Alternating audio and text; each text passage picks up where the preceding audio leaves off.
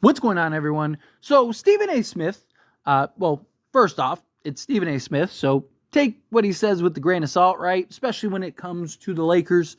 He's not really somebody that's like super plugged in and connected to the Lakers.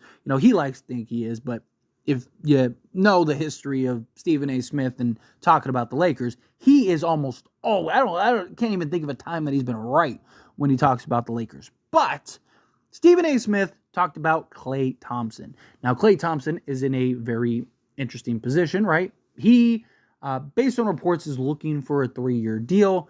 He is being realistic on like kind of the situation he's in. He understands that he's not a max player anymore. Obviously, he wants, it looks like based on the reports, he wants the biggest bag possible, right? Whether that's the Warriors, where he kind of feels like, hey, look at what I've done for you. I think I should be compensated for that, right? And the Warriors are looking at it as like, hey, we're not a contending team anymore. We're trying to set some salary. There's talks about them letting go of Kevon Looney, right? Kind of restructure guys, like move guys. They're willing to unload guys. They're going to let Chris Paul go, right? So they're kind of like, hey, yeah, we want to keep you, but no, you're not who you used to be. It's kind of like this conflict between them, where I do think, if you're Klay, you kind of feel like, hey, like, look at everything that I've done. I should get more than I would anywhere else, right? Like, if you're offering me the same amount as another team, then why should I stick? I might as well go to the other team. Or if you're offering me less than another team, then I might as well go to the other team and go get my bag. I have my championships. I only have so many more years in the league. Although he is coming off of playing 77 games last season, which is good. It's a good sign, right? And he is a guy that's not all about the athleticism.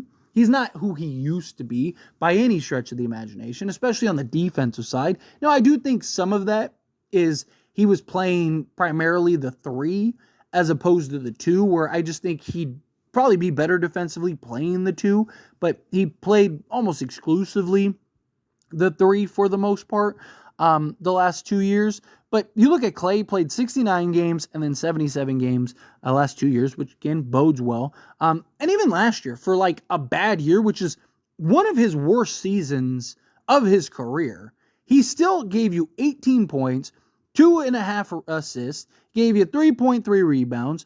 He had a free throw percentage of just under 93%. He shot an EFG of 55.1%. He shot 50.3% from 2-point range and shot 38, almost 39, just a hair shy of 39% from 3-point range on 9 attempts. Like, that's still incredible. Like, if it was anyone else but Klay Thompson, people would be like, oh, like, he's a no-brainer. Like, why aren't we signing him? Like, right? But because it's like, oh, well, Klay used to be this superstar and he's no longer that superstar, right? But it also depends on what he's looking for, right? And according to Stephen A. Smith, again, I would start this video, according to Stephen A. Smith, Klay Thompson would love to play for the Lakers, right? Now, before we get into the Lakers side of things, I do think it is very unlikely, and I do think it's probably more likely he goes to a team like the Orlando Magic that needs some shooting, or maybe even a team like the Oklahoma City Thunder, teams that have cap space that can just sign him and actually give him more than the Lakers can, because the problem is the Lakers can only give him at most the full mid-level exception, which is like just under 13 million. It's like 12.8, 12.9 million, which team like Orlando could get. I think that they could get to as much as like 25 million, I think, somewhere in that ballpark. Now, would they give him that much money? But even then, if they're willing to give him 18 to 20 million and being in Florida, right, compared to LA tax, right? Like, he might look at it as like, I already have my championships. I already have everything that I want, right? Like, I might as well just try to make as much money as possible and help a young team that is in the playoffs. I'm in a far weaker East. I'm just, it is in kind of in the best both worlds. I'm in good weather, still got the beach, still got everything, right? Like, Orlando makes a ton of sense, in my opinion, for Klay Thompson. And they seem to like have him as like their number one target, which again, I understand, right? You got Orlando, who's a very young team that needs shooting, that could use a guy like Klay Thompson. Also, He's a guy that has the championship DNA, brings that pedigree and brings that experience, and just that could kind of come in and be a mentor for a lot of these players, right? Like, I think he'd do wonders for a guy like Franz, right? Like, so I think the Orlando Magic are most likely to get him if he leaves the Warriors. I still think it's a real possibility he stays with the Warriors, but he is, again, based on reports, interested at looking at external options, and is more likely going to explore free agency, right? Because I think he kind of knows what he's going to get with the Warriors, and the Warriors they're not going to be one of those teams that like, oh, yeah, we said we were going to give you $18 million, but nah, we're not going to. I think if the Warriors, if he goes and explores something, he's like, I'll stick here, and let's say the market's the same, and he's like, I don't have to like start all over, I don't have to like get a new house and all that stuff. I'll just stay where I'm at, where I'm happy, and where I'm comfortable. I think the Warriors will keep him. But I do think Orlando is probably the most likely to get him if he were to leave the Golden State Warriors. But for the Lakers side of things, I personally would love Klay Thompson, especially at that mid-level exception. Now, again, I understand Klay Thompson is not who he used to be. He's still an excellent player. And he still would be insanely good alongside LeBron James and Anthony. Imagine the type of looks Klay Thompson would give you alongside LeBron James and Anthony Davis. It'd be unfair at times. And Klay Thompson's still a guy that can go get you 30 on any given night. Still a guy that can light it up. He's still a guy that is still very capable. I also think I think there'd be a bit of a fire under him if he goes to another team. Right? Of like that, okay, let me show you what you're missing out on type thing. Right?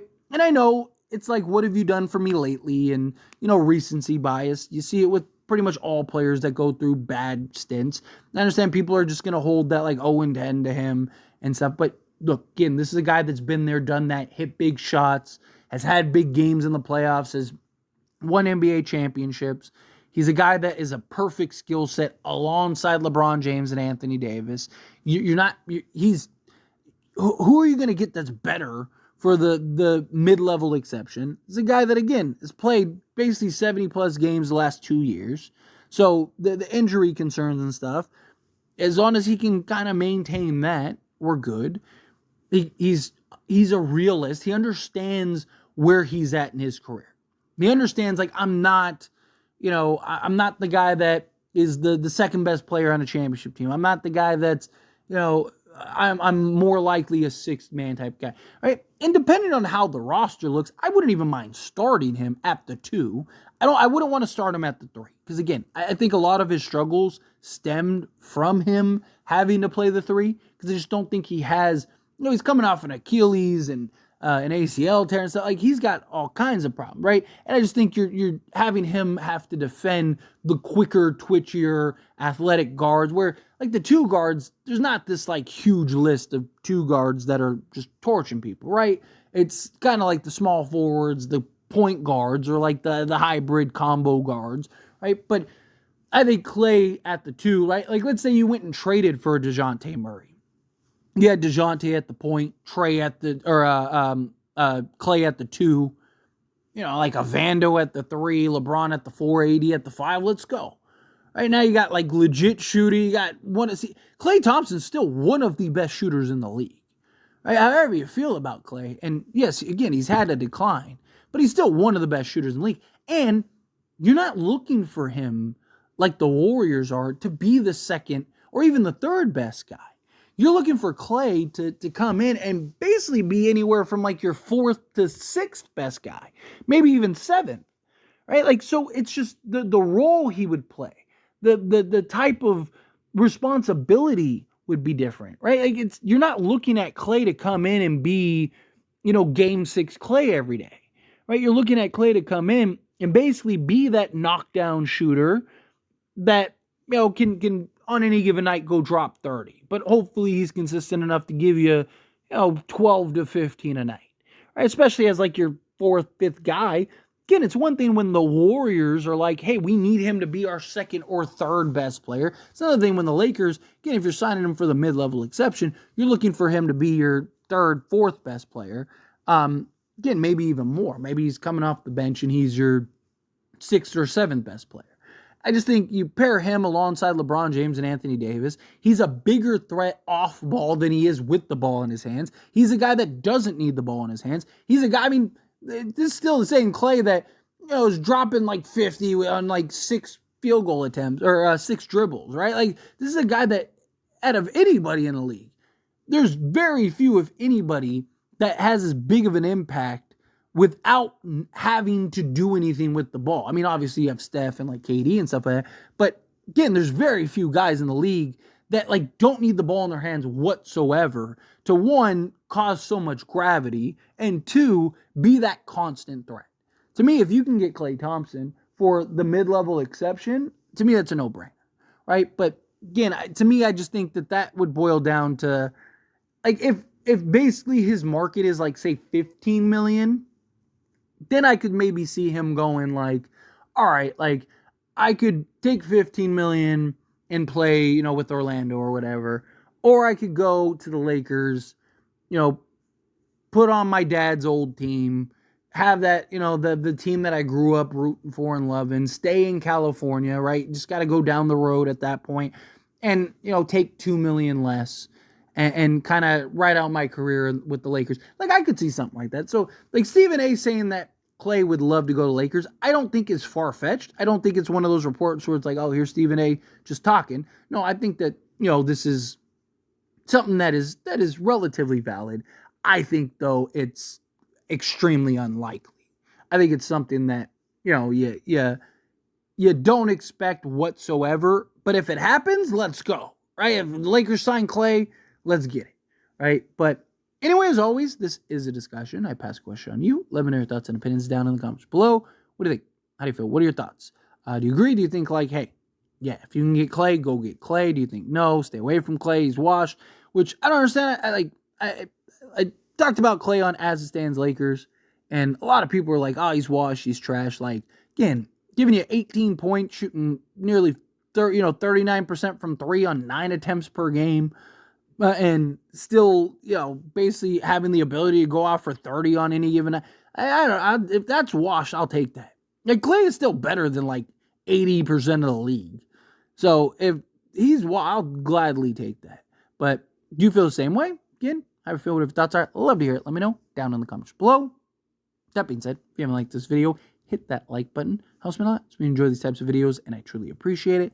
Not subscribe to the channel, hit that subscribe button. Turn on the bell notifications. Appreciate y'all. See you in the next one. Thank you.